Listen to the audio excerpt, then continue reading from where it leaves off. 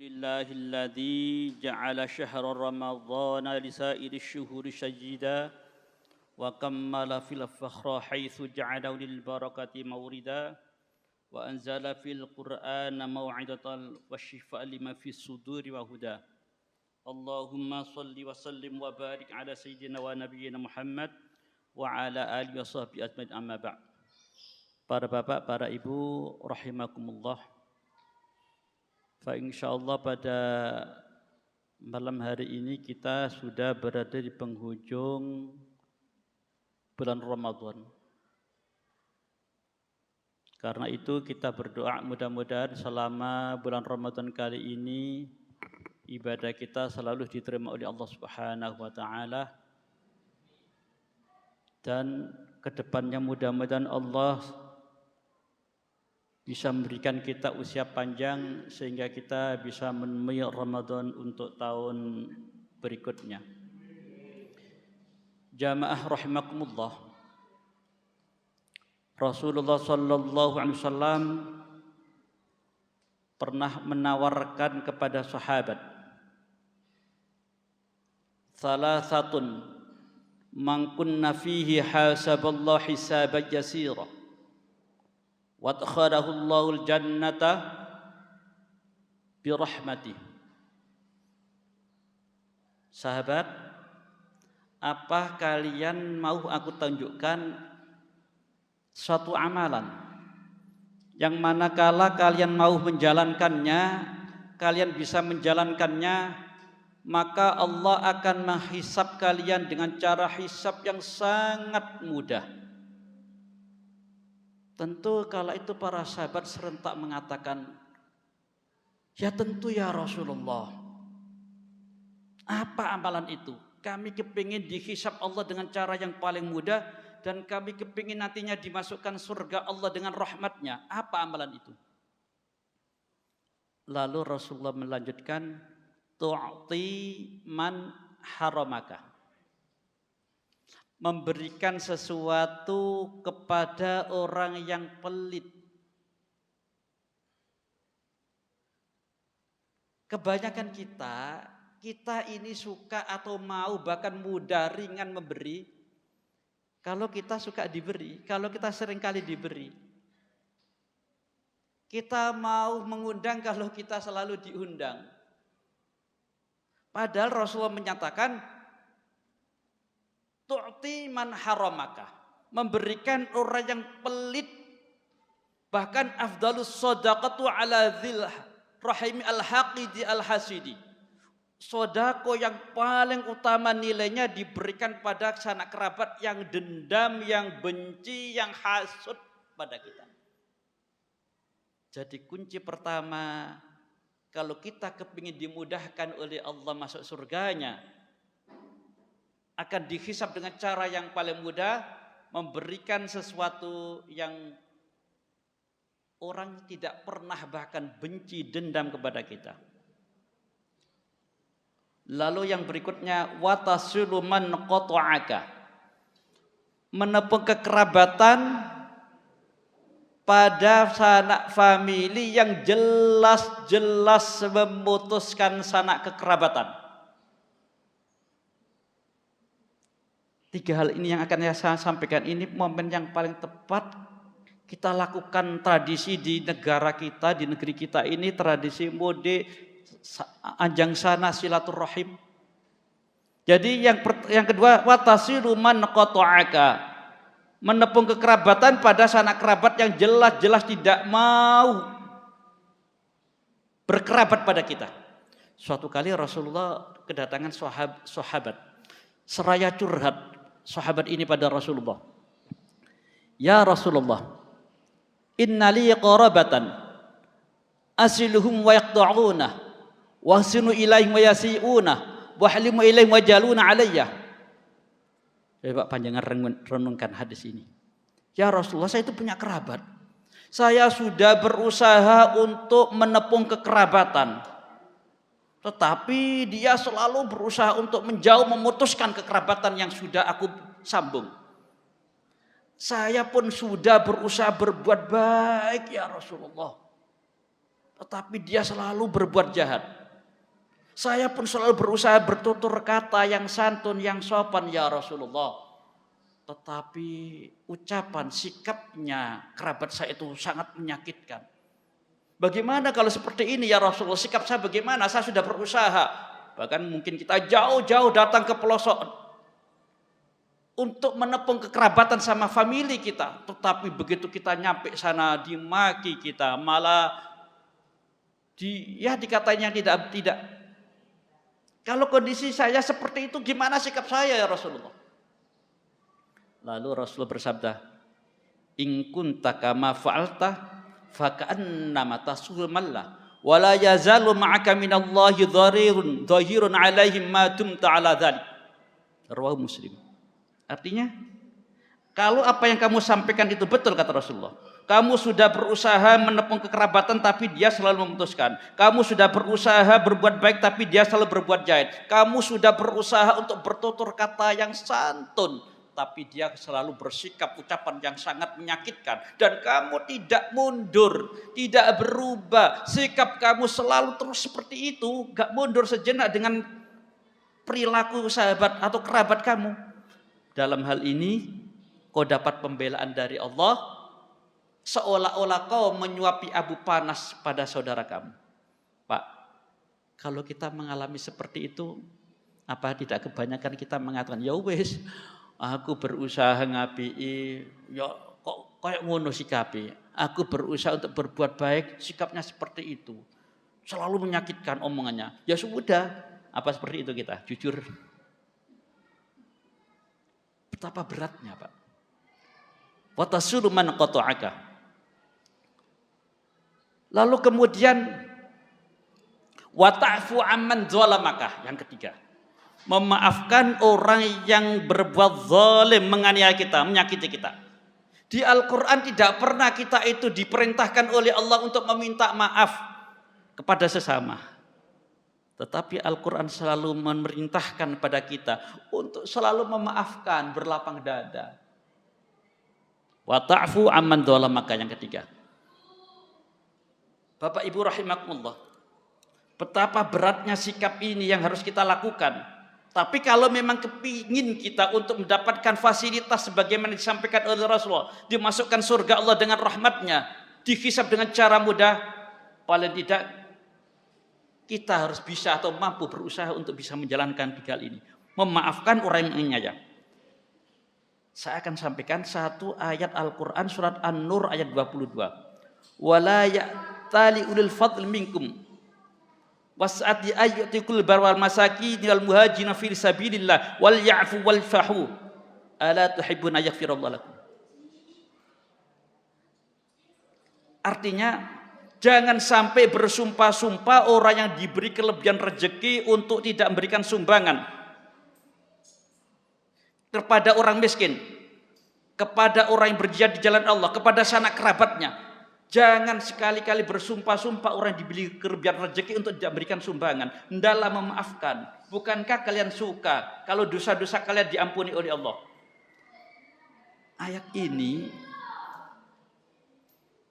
asbabun nuzulnya berkaitan dengan hadisul ifki, berita bohong di tahun 5 Hijriah, itu kasusnya yang terjadi. Di tahun itu Siti Aisyah, istri Rasulullah, digosipkan selingkuh, Pak. Coba bisa bayangkan. Istri Rasulullah digosipkan selingkuh oleh orang-orang munafik. Kisah kejadiannya di tahun 5 Hijriah itu, Rasulullah kala itu berperang, dan di antara istri yang dapat undian, maka itu berhak untuk diajak Rasulullah. Kala itu undian mengenai Siti Aisyah.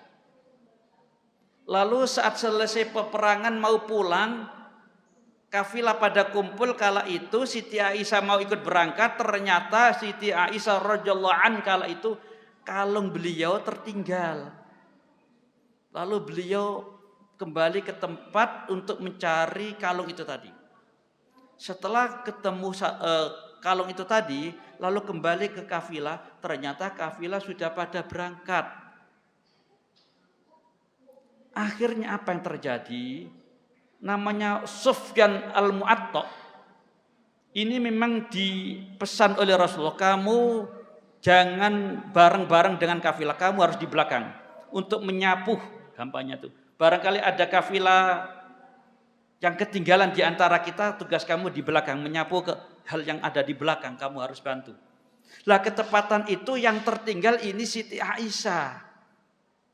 Begitu Sufyan al-Mu'atta ini melihat, loh ternyata ada wanita, dan Siti Aisyah, beliau mengucapkan innalillahi rajiun. Lalu untanya didudukkan, Siti Aisyah diatur untuk naik, tanpa sepatah kata pun Sofwan ini akhirnya sampai pada tempat tujuan atau pemukiman. Ya. Saat kafilah pada nyampe tengah malam, Aisyah sama Sufyan al-Mu'atta ini baru di pagi hari datang berdua. Coba Pak, sekiranya ada rombongan bareng-bareng, semua rombongan sudah pada pulang malam, lalu pagi-pagi laki-laki perempuan datang berdua pagi-pagi, kira-kira apa? Yakin di antara kita pasti punya tujuan yang aneh-aneh, yang macam-macam, punya pikiran yang negatif. Kala itu kejadian seperti itu. Lah kemudian diisukan bahwa Siti Aisyah, digosipkan Siti Aisyah selingkuh, akhirnya tergemparlah tanah Madinah kala itu. Ayat Al-Quran tidak turun kala itu, lambat turunnya untuk mengklarifikasi kejadian yang sebenarnya. Dan di antara orang yang menebarkan isu ini adalah ada yang namanya sepupu Abu Bakar. Subhanallah, agak lupa saya namanya. Sepupu Abu Bakar ini justru yang menebarkan isu itu. Menebarkan isu bahwa Siti Aisyah ini selingkuh. Kemudian,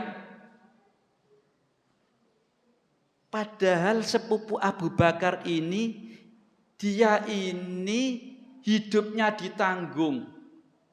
Hidupnya ditanggung karena miskin.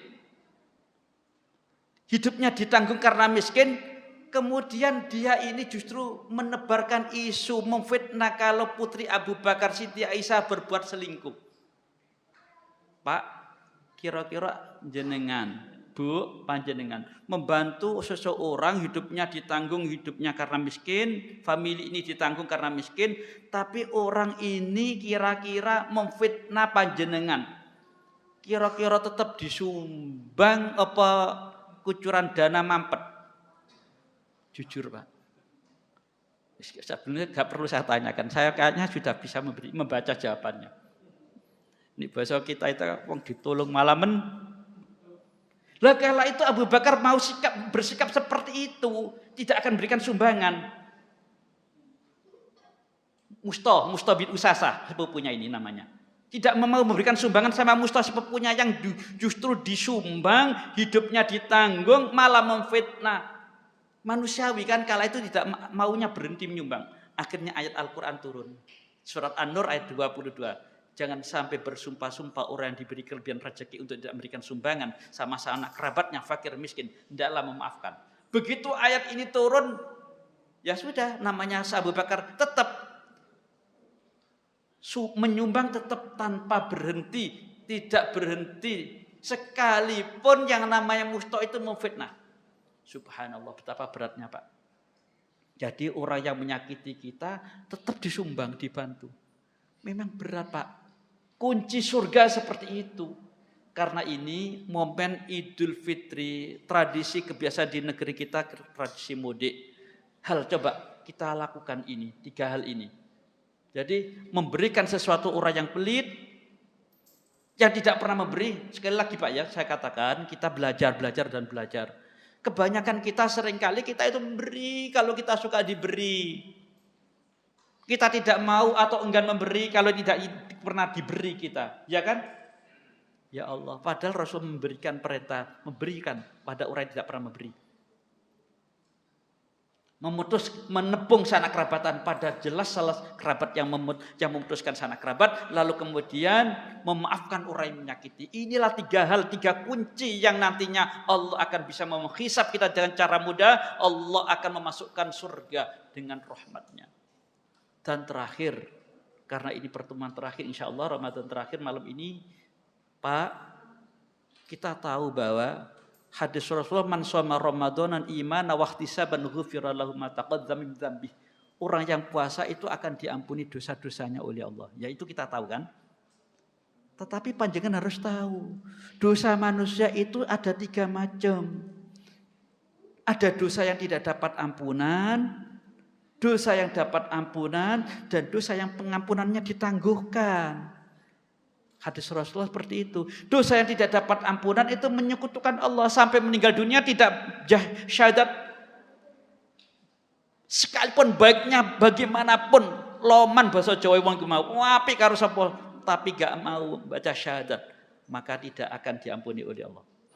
Dosa yang kedua ya dosa diampuni oleh Allah, dosa seorang hamba pada Allah. Dengan kebaikan kita, dengan Ramadan kita, Allah akan mengampuni. Lalu dosa yang ketiga, dosa yang pengampunannya ditangguhkan oleh Allah. Apa? Dosa kita dengan sesama kita. Allah gak akan turut mengampuni. Makanya Rasulullah pernah bertanya pada sahabat, kamu tahu gak siapa orang yang dikatakan pailit, orang yang dikatakan bangkrut? Jawaban sahabat itu, kala itu mungkin sama dengan jawaban kita. Orang yang tidak punya hartanya ludes, tidak punya modal, habis semua. Itu ya Rasulullah orang bangkrut. Tidak, kata Rasulullah. Orang yang bangkrut itu orang yang sholat, puasa, zakat, luar biasa ibadahnya. Tetapi begitu ia meninggal masih punya tanggungan, pernah memaki orang, pernah menempeleng orang, pernah memfitnah orang. Lalu Allah menegakkan pengadilan nanti di akhirat. Orang-orang tadi menuntut, ya Allah dia pernah menempeleng aku. Tidak ada balasan menempeleng, kebaikannya diberikan. Ya Allah dia pernah memfitnah aku. Tidak ada lagi balasan memfitnah, kebaikannya diberikan. Habis kebaikannya.